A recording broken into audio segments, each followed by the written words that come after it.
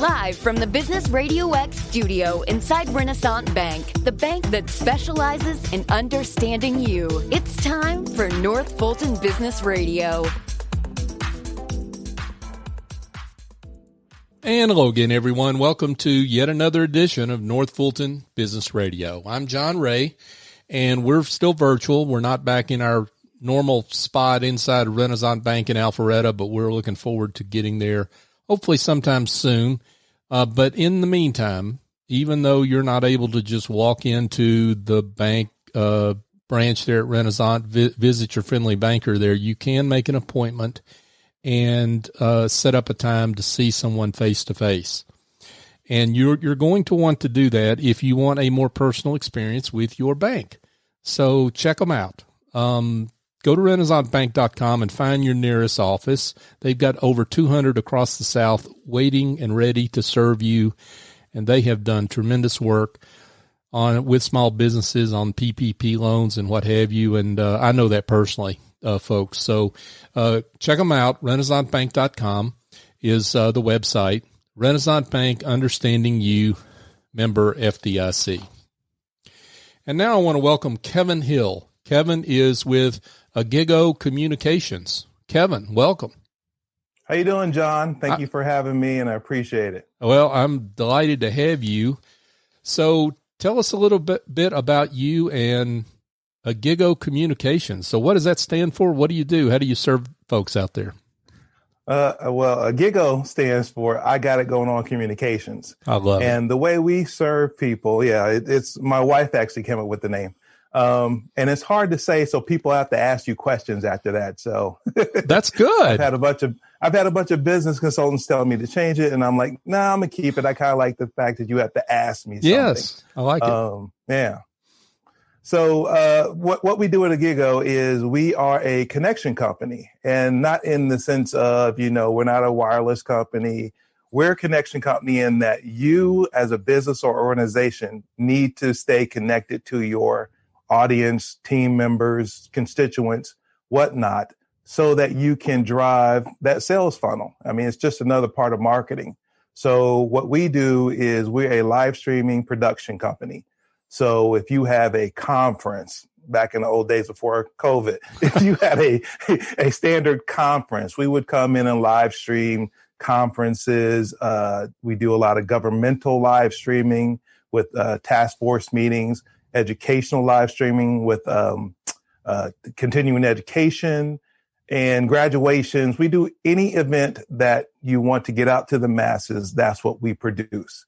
And so we produce those events so that your people who can't be in attendance can also have that experience of enjoying it, and also hopefully use that as a platform for the next time you do it. They'll want to be in attendance, in person.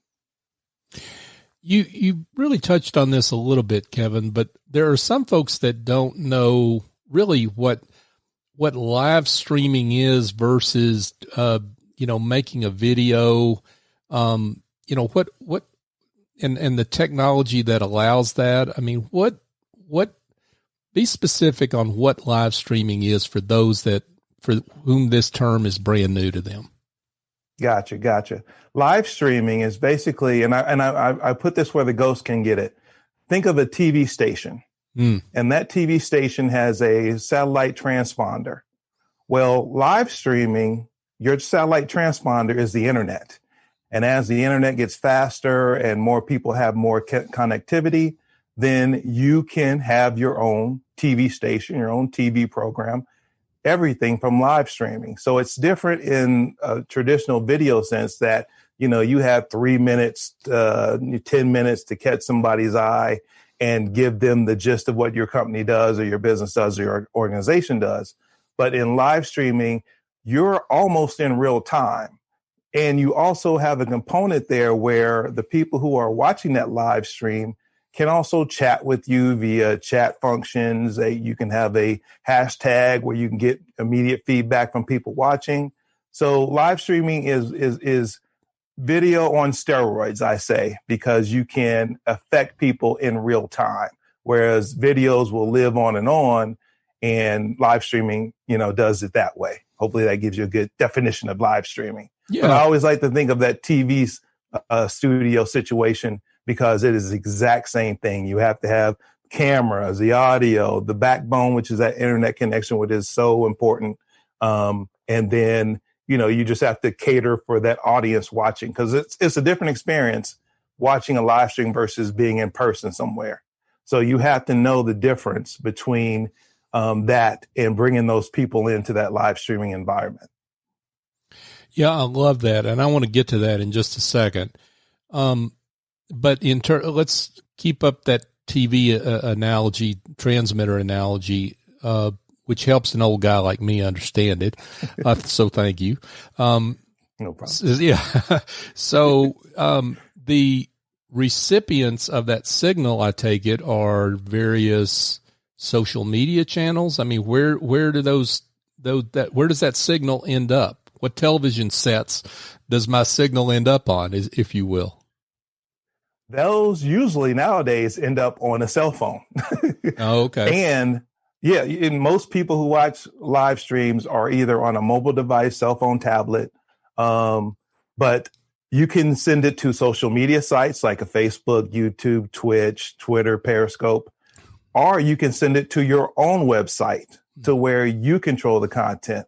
Because let's face it, Facebook, YouTube, Twitch, and all those are free services, but they have a little bit of control over what your content is. And I say that in like the most egregious one is music copyright. So if you do a live stream and you have a bunch of music playing or you have one song playing, all those free sites have bots that kind of listen for these things, and they may ding you. Now, when I say ding, you'll get your live stream through as long as you're not a DJ. Some of those have been ding like crazy, but they'll stop your stream. But if it is after your stream is over, they'll let you continue. But after your stream is over, those videos should be able to populate those social media sites. And with the consideration of music, they kind of put you in jail. It's copyright jail. So that's what when people say, oh, I want to go to Facebook, I let them know that, those are free, but they have some limitations. Now, if you want complete control of your content, like I said, you can send it to a private CDN, which CDN stands for Content Delivery Network. And that's all Facebook, YouTube, they're CDNs too. But if you want complete control, you have to get your own CDN, which it's not free. It's not too terribly expensive either, but you have to be mindful of certain things like how many people are going to actually view, how long your event is, and do some calculations. That's where a guy like me comes in to get you square with that. And then you stream it to your website. So instead of Facebook getting all the traffic, your website will get the traffic. Or you can cross-stream or multi-stream and stream it to Facebook and also to your website. So hopefully that gives an idea of where it goes. Your website, social media channels, they become ABC, CBS, and then NBC. There you go. So, okay. Gotcha. So, I mean, this sounds pretty cool, but I mean, if I'm a business owner, I'm sitting here thinking, wow, that's cool. Number one, though, it sounds expensive, right? There are some people that think expensive when they hear stuff like this. I mean, and why should I, if I'm a business owner, why should I do this, or any other organization for that matter? Exactly. I say that to a business owner, organization, the main reason I think live streaming is great for your organization or business is that you broaden your reach, meaning that let's say you have an event and you only have the capacity in a room to put 200 people in pre-COVID. So if you have another outlet for that same event and you get, I say, in my eyes, 5 more people is 5 more eyes on your organization or business. So it broadens your reach. It also cuts down on some funds, some money. It cuts down on your budget a little bit. Think about this. If you are in a business where your sales reps have to travel to conferences, well, if they could do that travel virtually, you cut down on travel costs, hotels, per diem, everything from a business standpoint. So that's one good example of how that helps businesses. Also in training, you have businesses that have several offices around the country, and instead of bringing those people in, you could train them live, and then that live broadcast could be archived so that if somebody missed the live broadcast, they can go back in and get their training in. So I think it's very essential for businesses. And I think nowadays with COVID, businesses have seen that live streaming, they're looking at it a different way. Mm-hmm. Before this, I really had to sell it. I mean, I have to sell it, but it's now they see that, okay, if we can't move about, how can we get that information to where we need to get it to? So that's what I say, that it's engagement, broadening your reach, saves you money. And I think it's just it's a sign of the times. I think it's just going that way. Internet's getting better. And so that's where I think it lies. Folks, we're here chatting with Kevin Hill, and Kevin is the president, owner of Igigo Communications. Now, Kevin, you mentioned COVID-19. That's the elephant in everyone's room, right? So yes. Talk about how that's affected your business. I mean, you mentioned that you're not maybe having to explain the value proposition quite as much as you had before. People get it a little more. But overall, how has that affected your business? It has been, I'm not going to say I'm killing it, but it's been, decent. With the value proposition, you still have to explain that to people, because though before they kind of knew it was out there, like you said earlier with the question earlier about, it sounds expensive. Right. I wouldn't say it's expensive, but it's not cheap either. I mean, you can't, do one of these live streams and you have, either a virtual live stream or either in person where you have a certain amount of crew. That stuff is kind of fixed cost. I mean, you have to pay for camera guys, camera equipment, all of that stuff. So it all works in there. But I think that when COVID first hit, it was kind of, everybody kind of stopped. It's kind of like, I equate it to my household. I had to sit back and think, okay, if I don't go back to work, I'm going to have to regulate my budget. And I think when it first hit, companies, they had to stop conferences. So they lost money on that. So it took them a moment to kind of pick up, because they're trying to figure out, okay, where can I put my money at that's going to give me the best bang? Right. Also, businesses as well as people were trying to think, should I just hold off for a minute? Let's see what's going to happen here. Right. And, I think that's what happened. And then as we got into a month of COVID, being kind of locked down there, we started getting calls for doing virtual events. And virtual events are, if you can't actually gather with people, then you can use software like a Zoom, a Skype, a WebEx to connect people who are not in the same room, connect those on those platforms, and then you can live stream that to the people who need to see it. So let's say it's a business that is that has a new product coming out. They want to talk about that product because it's coming out. They'd normally be at a conference, face to face with people coming by. But this way you could set up a live stream, have your sales guy in his house because everybody was at home. Yep. Sales guy, the president, and then, sales guy is demonstrating the product. All that can be done virtually. So like I said, beginning, it was slow. It picked up in the middle. And now that everybody's we're getting to this, we're in July. So really, in my business, no business really happens in July. It's kind of a slow month. Everybody's on vacation. Right. I think that's true for everybody. Sure. And so now everybody's kind of reconfiguring, seeing where the numbers are for COVID and seeing what they actually can do. So I think the later part of the year, I have some events scheduled later in the year, hoping that they will go off depending on, like I said, what happens with the country and this pandemic rather. Yeah, sure.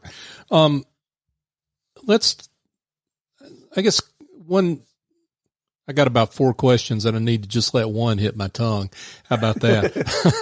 Because I'm really interested in what you're doing. Because I've noticed you've got some great work out there, and you're obviously doing great work for businesses, but you also, when you say you do work for organizations, you do work for nonprofits, for churches, correct? I mean, talk about the kind of clients that you work with generally. Generally, my clients are, it runs a gambit. I tried to kind of keep it in one sector, but when people call, I'm just like, oh yeah, I'd like to do that. So I'm open to anything. Mm-hmm. But my clients are churches, especially in the consulting realm, because with COVID, people, once they figure out how much it costs, and I'm not saying it's a huge cost, but some people just can't afford that. Churches or nonprofits are all the same. So what you do is I go in and consult with them, kind of get them up to speed, tell them what kind of equipment they need, what the general rules and practices are for the organization. Go in there and talk to them about that, get the equipment for them, set the equipment up and train. So that has been with corporate churches, Chamber of Commerce, anybody who wants to kind of set up their own kind of network. Whereas when we get back to normal, my clients were business clients with product announcements, educational entities with educational entities that have like continuing education. I have a couple of government clients that we do off-site task force meetings or meetings in the public where transparency in government is, at the forefront. And so they're trying to make sure that, they have their ducks in a row and that people can actually tune in and comment on certain things that the governments are doing. So it runs the gambit. I would say that, right now in COVID, it is government and church from the consultant side, the churches and organizations that way. Gotcha. And let's be clear. I mean, your business is no different than any other. I mean, we talk about people's perceptions about things being expensive, but it really depends on the amount of depth that you want to go into, and you've got a whole panoply of services that you offer and options for people with a lot of different budgets. Exactly. Yeah, it can run the gambit from I need a pay-per-view. I want to try to recoup my losses with a pay-per-view wall. So that will add some costs, but it also, you can recoup some of the costs with that, and I can set that up. I mean, I go from some of my churches who I consult with, they will have, hey, we only have $800 to spend for a camera. Now, an $800 camera is okay, but I'm on a, $3,000, $4,000 camera that, the picture's going to look way better. So, you kind of craft a budget, and most people don't like to tell you what the budget is, but I try to kind of get a roundabout kind of, inconspicuous, what is your budget? Sure. And then I can work it around. I can make anything work. I would say that price wise, anywhere from $1,000 at the low end. And that's depending on cameras and what you got. It can go up to $20,000, $30,000, depending on what you're doing, how many days you're doing it for and stuff like that. So I just think that, in relations to price, you kind of get what you pay for also too, because you could pay somebody less than a person like myself who doesn't understand, okay, I need to test live stream the internet where I'm at. That is the most critical point. And if you get somebody who comes out and live streams and they don't do a test days, weeks beforehand on where you're going to be at, you're going to have problems. That's your backbone. So I just tell people you get what you pay for, just like anything. You can either get a Big Mac or you can get a cheeseburger. They're going to have different flavors, different levels. And I'm definitely the Big Mac. I don't know. I kind of heard you were the filet mignon. That's what I heard. But anyway, I'm for the common man, so I won't go to chops yet. There you go. Okay, Kevin Hill's with us, folks. He's with Igigo Communications. Kevin, let's get elementary again, because there's some folks that may not know the difference between a live stream and video conference. What's my trade-off there? in picking between those two? I would say that in a video conference, everybody's used those for work, where it is a closed group of people talking about a subject. And that is, it's kind of, you're stacked against you because you only have a certain number of seats you can have most of the time. And like I said, you have folks who are involved in that topic. Whereas live streaming is you take an event and you take that event to the masses. So whereas a conference inside of a video conference inside of a company may be just proprietary and just for them, a live stream would be, okay, we want that information that goes out to the public to go out. You can also say that a video conferencing nowadays with COVID, you have churches who meet on Zoom and they do their Zoom meetings there. You also have team members who maybe half of the team members meeting is private, but then they want to open it up.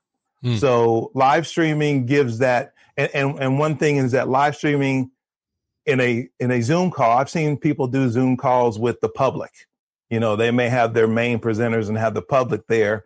Well, depending on how you set that up, and that's Zoom, Skype, whatever, you may lose control of your meeting, which I know you heard of stories when this first all happened of people getting hacked and stuff, where they finally figured out what settings they need to have set. Whereas a live stream, you have total control. You have control of what is being streamed out and nobody can mess with it. So I like to say that. And then that also leads us to what that virtual event is a combination of the two, where you take, like I go back to with that team member one, where it may be a company that has a team member one at first. And then after they get done with their team member conference, they want to open up the news of the day for the company to their prospective clients and audience. So then that way they would take that video conferencing and then incorporate that into a live stream. So hopefully that gives you a more grasp of, you know, video conferencing is us all together as a team, and live streaming is me sending my message out to the masses. And those two come together in virtual events. That's what you're saying. Okay. And that's what most people are doing now, because it you know, you can't gather. So a lot of people are having virtual events, and also in virtual events, you can have tape pieces.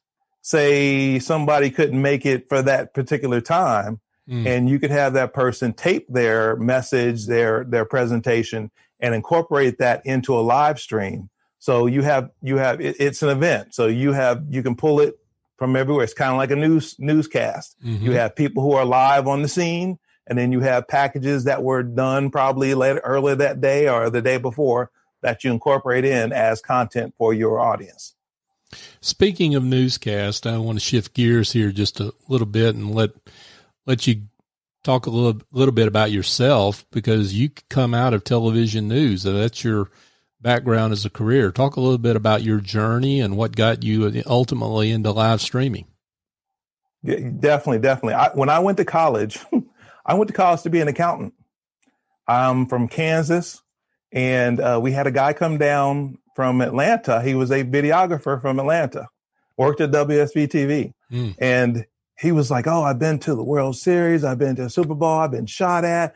I was a news junkie back in the day. When I was in high school, that whole Wayne Williams trial was, you know, that was in the forefront. And so I was like, he had me there. It was like, okay, you're not sitting in a desk counting numbers. You're actually out amongst the people. So I changed my major then. And so, you know, got a job after college, moved around from Kansas, North Carolina to Atlanta, landed here at WSB TV, where I was a videographer. We also ran satellite truck and microwave truck. Oh, wow. So I had a whole bunch of, and if anybody knows WSB, they work you. So you have to know a lot of stuff. You're multitasking from the time you start working. So I'll be the videographer, the audio guy, the lighting guy, the satellite technician, and the editor.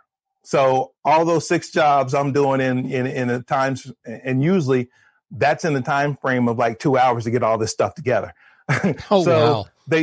Yeah. You once you finish a story, you got about 2 hours to get it together to get it on, depending on when it happens. Sometimes it's been less than that. But that kind of gave me that drive to figure out things. And so once I started my video production company, Igigo, I started that in 2005. I was doing a lot of corporate events, a lot of SMT, satellite media tours, where you'd have a person on set talking about a product or an organization. And what would happen is some of the stakeholders or the decision makers couldn't make it to the set or on location. And this was my first hand at Livestream. I think it was about 2007. We used Livestream and we also used Ustream, but we brought those decision makers in so they could see what's going on the set, and they could then say, hey, say this, don't say that, move the flower over 2 inches, whatever, they could see it. So that interests me so much that I started researching live streaming, going to conferences. And I just, like I said, I love the fact that I can give anybody presence and I can give them a platform for their product, service, whatever it is. And so the whole process of figuring out, okay, the back end of it, I love. The front end of it, I love too. It's just two separate things. It kind of lends itself to how I was, in my professional career, how I progressed in a career. Sure. So and so in 2011, I just said I'm going all in on live streaming, and been doing it ever since then. So you've been in live streaming specifically since 2011. Exactly. Wow. Yep. Gearing my company more out of the video production realm and then more to the live streaming production. I love video production. I love it. But the one thing I hate is the editing process. Oh boy, yeah. Especially when you're editing for a corporate entity, there's never one guy or one young lady who says, I have final say on what's going on. So you have, right. I'd be at a event and have 5 people over my shoulder. One person doesn't like the word that was in the track, and one person doesn't like this picture. But when we looked at it before, they were all fine with it. So I was like, let me do live streaming, because once it's out there, it's out there. There is no editing to be done. I'm finished. It is there. So that's one of the loves that I like, is that, it is truly a television like station type deal. I love it. Kevin Hill, folks, Igigo Communications. Kevin, I know one of the answers to this question right now, because you just talked about it, which is experience that you have in this business. But what do you think distinguishes you from other live streaming providers? Honestly, I think it is that experience that I bring to it. And that experience is that I'm looking at from the viewer side. And, I have to take what the corporation and organization business wants, and then I have to meld that into where the audience will get value, be interested, and give information. So I think that part I do very well because of that whole I've been a communicator all my life. And so I think that is where my strength is that at the point of contact, I am trying to communicate your idea in a way that the audience will accept it and understand it. So the future, what does that look like for live streaming? Where are we going? I assume you see this this medium getting adopted by more businesses and organizations out there. Yes, it is. It's a whole new world for everyone. And like I said earlier with the traveling, I think that live streaming, you'll see we'll put it this way.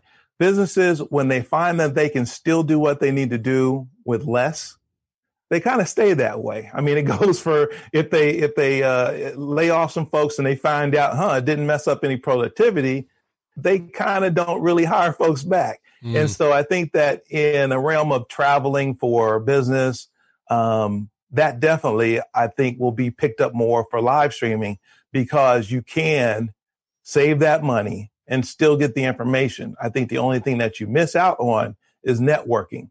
But with sites like LinkedIn and other sites, you kind of can get over that. Trust me, there is no substitute for being in a room.